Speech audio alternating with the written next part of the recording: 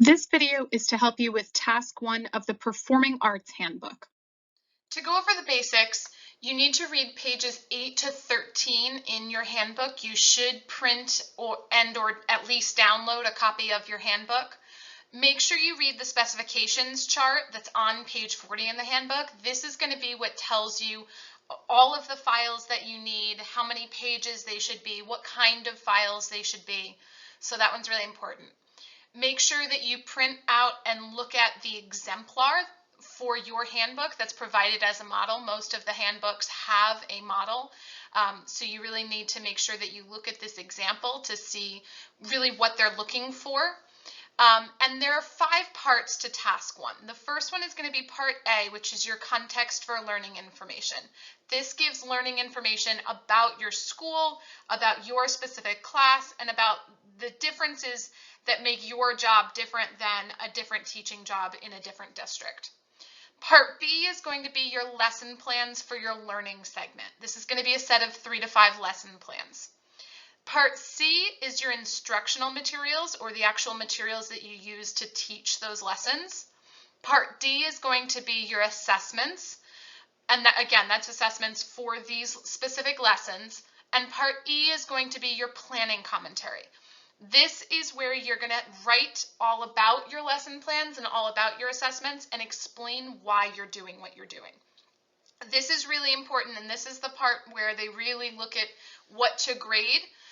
You want to be able to be reflective and show what you know on that. So we're going to go over all of those in a little bit more detail. And finally, there are 5 rubrics for this task, and these rubrics are what you're going to be graded on by the EdTPA reviewers. So you want to look at page 13 to 17 in your handbook for that. Part A of task 1 is going to be your context for learning information. For this, you're going to have to select one class that you teach that you're going to use for your EdTPA portfolio. It needs to be at least 4 students. That is the minimum requirement set by EdTPA.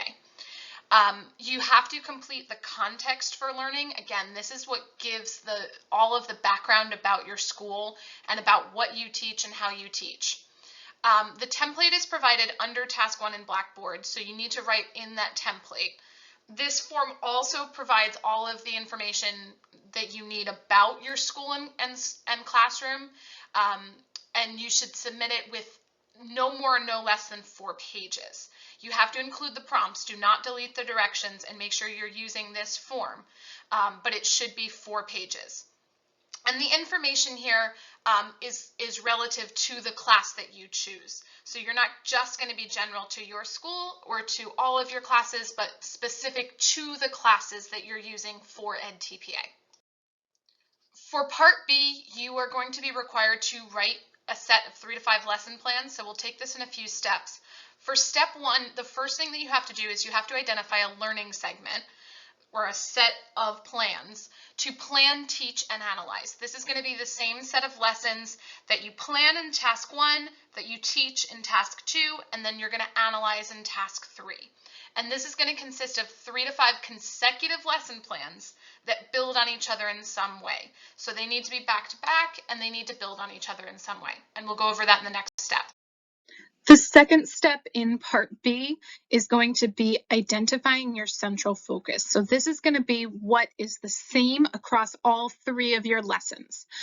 So for performing arts, you have to have a central focus that supports students to create, perform, or respond to a music, dance, or theater activity by providing opportunities to apply their knowledge and skills, to use or analyze context, and to use artistic expression. So this can include writing, performing, reviewing, or critiquing something, but you have to have them doing something, creating something, and or responding to something.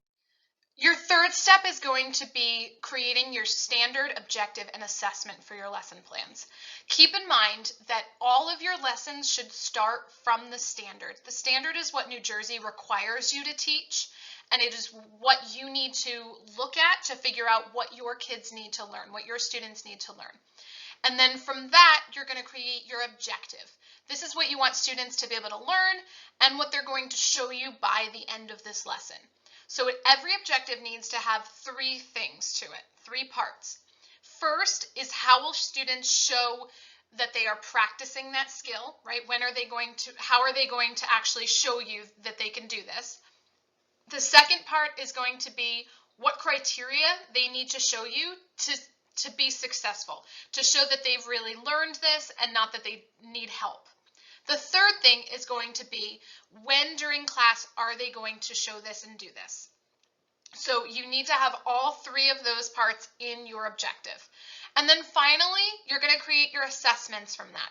And your assessments have to match your objective and your standard. This needs to be the same thing. Whatever you're looking for them to learn and show by the end of the lesson, that needs to be in the assessment.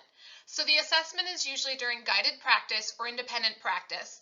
And this is when students will do this. You will then get the assessment, right? Either it will be oral or written, but you will then assess how they did, grade it, and give feedback to students. The feedback is really important for task 3, so you want to keep that in mind.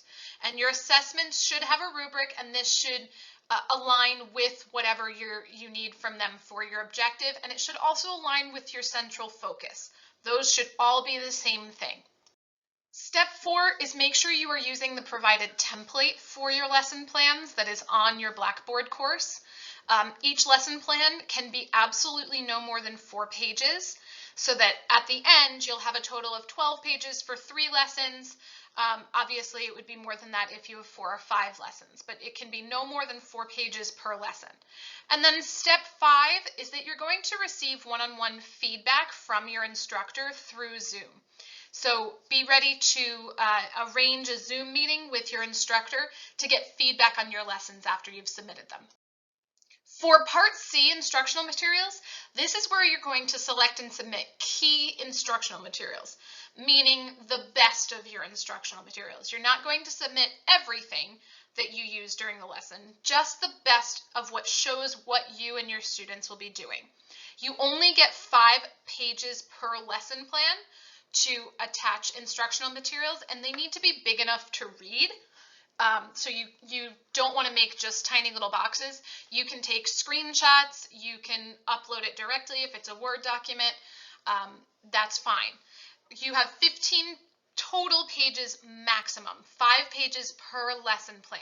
So you want to look at what you have that's best. This can include your handouts that you've created, any assignments that they're working on, slides, interactive whiteboard images. It can be things that you've created. It can also be things that you've gotten from other people, as long as you cite where you got that instruction material from.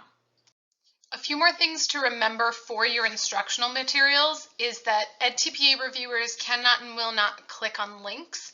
So you need to show all of your materials. Even if it's online, you need to take screenshots of it. Do not include any links to things. Next, do not include the formal assessment, because this will be another part of your task 1 that you upload. That will be a separate file. 5, information must be presented in the order that it's taught, and you want to label it with lesson 1 materials, lesson 2 materials. You can be more specific than that, but make sure that you put it in order of your lessons and that you name it according to each lesson. And then finally, make sure you check the specifications page in your handbook that we gave the page number to before, for how to title the file name when you save it, and how to title each set of materials within the doc. That's going to be really important so that you don't get an incomplete. Part D is going to be your assessments. So you are going to submit blank copies of all of your written assessments or directions to any oral or performance assessments. Make sure that they're blank. The point of this is not to submit student work. The point of this is to submit the blank assessments to show them what you will be assessing. Each assessment must have a grading tool. You have to have a checklist, a rubric, something that tells what parts of your objective are being evaluated, and how they're being evaluated, so that you know whether a student is really passing or they didn't reach that level of skill enough. So it absolutely needs to be related back to your objective and your central focus. There should definitely be one modified rubric as well. This can be for struggling students, it can be for higher level students who need to be pushed farther, it can be for ELLs, for IEP students, any students with specific learning needs. It does not have to be an IEP student, but any students with specific learning needs, you're going to have either a modified assessment or a modified rubric to go with that. The other things you need to remember about assessments is your informal assessments must match your formal assessments in all of your lessons, right? Because the informal assessments are how you're checking all along during your lesson to make sure that students understand what they're doing and what they need to do before they do their formal assessments. So it needs to be the same task. Next, the assessments must be done in class. Homework is not appropriate for assessments ever. There is no homework for EdTPA. You cannot add homework.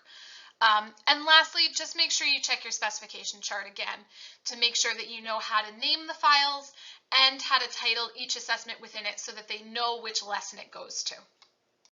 And then the last part of your task one is going to be your planning commentary.